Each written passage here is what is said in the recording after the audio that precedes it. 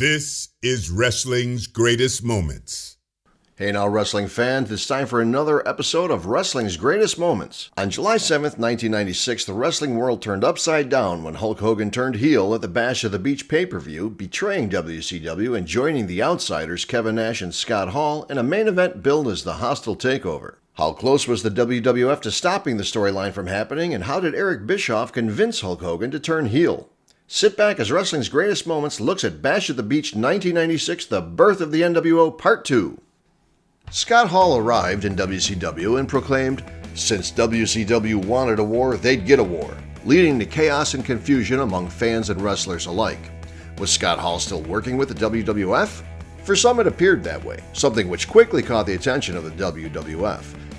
The company's legal eagle, Jerry McDevitt, was none too pleased with WCW's presentation of Scott Hall, writing to the company, should the WCW fail to take immediate action to cease this angle, we will file an action against the WCW and TNT in which we will seek injunctive, monetary, and exemplary relief. This letter is written with a full reservation of all other legal rights Titan may have. Unfazed and unintimidated, WCW introduced Kevin Nash on June 10th, leading to talks of a winner-take-all match between Hall, Nash, and their third man against three of the WCW's best. Fans ate up every minute of the storyline. As rising WCW star Diamond Dallas Page recalls, when Kevin showed up, people thought it was real. It blew my mind how many people were like, you guys are doing business with New York now? The WCW and WWF are merging, that's what they thought. The storyline was heating up the wrestling world, but would the subsequent legal heat consume the storyline? The WWF seemed determined to do so. On June 16, 1996, WCW held its Great American Bash pay-per-view. There, the takeover was firmly cemented when Kevin Nash powerbombed Eric Bischoff off a stage when Bischoff asked Hall and Nash who their third man would be while asking each man if he was still affiliated with the WWF. The latter part was of necessity as the WWF was suing WCW for using the Razor Ramon and Diesel characters that were the company's intellectual property. As Guy Evans notes in the book NITRO, as part of the complaint, the WWF requested an immediate temporary restraining order against further use of Scott Hall and Kevin Nash in ways that could deceive or confuse the wrestling public into thinking the WWF was affiliated with their ongoing WCW storyline. The WWF's legal eagle, Jerry McDevitt, argued that Hall's look and mannerisms too closely resembled Razor Ramon. However, in 2019, Bischoff argued WCW's legal team dropped the ball since Hall had already played a similar character before he entered the WWF, the Diamond Stud. And I submit that he didn't show up looking like Razor Ramon necessarily. I submit that he showed up looking like Diamond Stud, wearing a jean jacket or a vest. As often happens with wrestling stories, memories differ. According to Titan Shattered author James Dixon, WCW's attorney David Dunn pointed out that Hall was a WCW character before he turned up in New York as Razor Ramon, and that the Ramon presentation in itself was a fairly close approximation of Hall's WCW Diamond Stud persona, having a similar look, hairstyle, and toothpick. Nevertheless, the lawsuit was about more than the WCW allegedly using the Razor Ramon and Diesel characters. The WWF's lawsuit alleged trademark infringement, slander, and unfair competition. WCW had done itself no favors by repeatedly implying the WWF had sent Hall and Nash to wage war on WCW. McDevitt fiercely fought for the court to stop WCW's use of Hall and Nash, adding that WCW announced on every edition of NITRO and pay-per-view that Hall and Nash had not been with the company since May 27, 1996. McDevitt even demanded that WCW announce that consumers who wish to view WWF wrestlers should watch the WWF's programs, including Monday Night Raw, which airs on the USA Network Monday nights at 9 p.m. Eastern Standard Time. Just to drive the point home, the WWF's counsel asked this announcement be made at the start, middle, and end of said programs. At the time, the WWF was attempting to get a court injunction blocking WCW from using Hall and Nash. This could have put the kibosh on the entire Hostile Takeover angle and subsequent birth of the New World Order altogether. The injunction was not granted, but the lawsuit was eventually settled by WCW, with the WWF gaining a notable concession: the option to bid on WCW should the company ever be sold. Even in 1996, it was difficult to keep secrets from fans. The internet wrestling community was picking up more steam every year, as were the dirt sheets. When Scott Hall and Kevin Nash decided to leave the WWF, some fans knew they were coming to WCW. They just had no idea how they would be used. Likewise, fans had no idea who the third man would be, including the wrestlers involved. Bischoff kept things quiet, well aware of how quickly news spread in the locker room. In a 2013 interview, Scott Hall confirmed this. "We had no idea who it was going to be.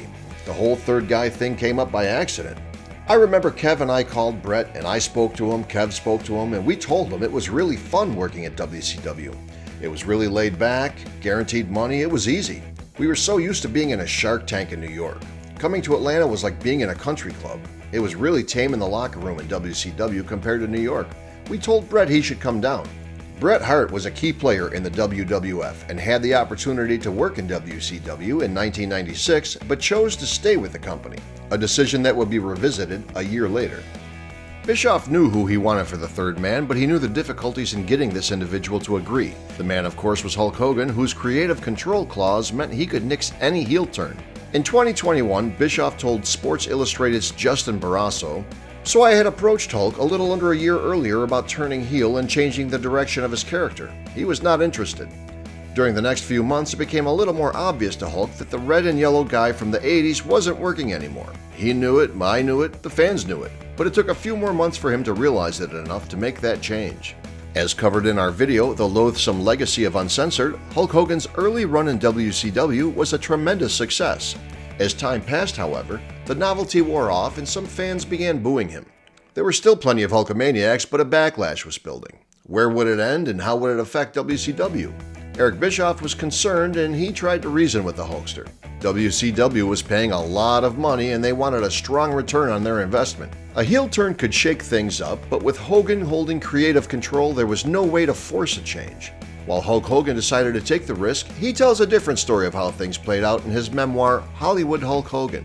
According to the Hulkster, Hulkamania had plateaued in WCW and he considered a heel change, something he claims he'd suggested to Vince McMahon only to be turned down. "So when WCW started floundering a little, I went to Eric Bischoff and I said, 'Look, brother, if I looked at these kids and I said, for years I've been telling you to train, say your prayers, and take your vitamins, but guys, I did it for the money,' that simple statement would shock the wrestling world. It would turn me into a heel." Eric liked the idea, so he ran it by Ted Turner. I don't know how the hell Eric got him to agree to it, but Ted Turner said, "Okay, give it a shot. Just leave yourself an out if it blows up in your face." So we did it. According to Eric Bischoff, he was preparing to put the finishing touches on Bash at the Beach's main event. Sting would be the third man, or so Eric Bischoff believed until he received a phone call from the Hulkster, who was working on Santa with Muscles, the latest in a series of films that somehow eluded consideration for an Academy Award. Bischoff flew out to the shooting site and met with Hulk in his movie trailer.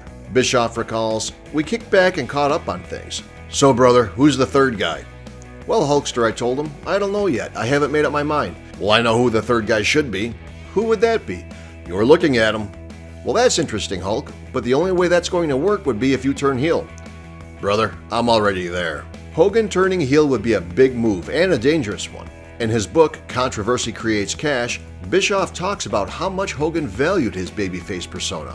As Bischoff put it, "He's a guy who does a lot of work for charity. He knew that if he turned heel, all of that would be affected. A lot of kids buy into a character like Hogan or Sting. When you turn that good guy into a bad guy, you really do affect in some small way the lives of those children." And Hogan took that very seriously. He knew there would be a lot of Make-A-Wish kids and a lot of the young people he worked with wondering why Hogan was now a bad guy. They'd literally feel betrayed by their hero. Bischoff said the turn would not only affect the Hulkster, but it could possibly also affect Hogan's children who might be teased for the heel turn. It was a difficult decision that Bischoff believes Hogan wrestled with right up until the day of the pay-per-view. Whatever version of the story you choose to believe, Hogan did turn heel. However, what if he had decided the risk was too great? Join us next time as we look at how things might have turned out had Sting turned heel. We'll also look at the WCW wrestler who felt he was the perfect performer to betray WCW. What are your memories of the NWO? Where do you rank them in wrestling's long list of factions? Share your thoughts in the comments section and let us know if there are any videos you'd like wrestling's greatest moments to cover. In the meantime, like this video and subscribe to our channel, follow us on Twitter and Instagram, and spread the good news about wrestling's greatest moments, the channel that celebrates the squared circle.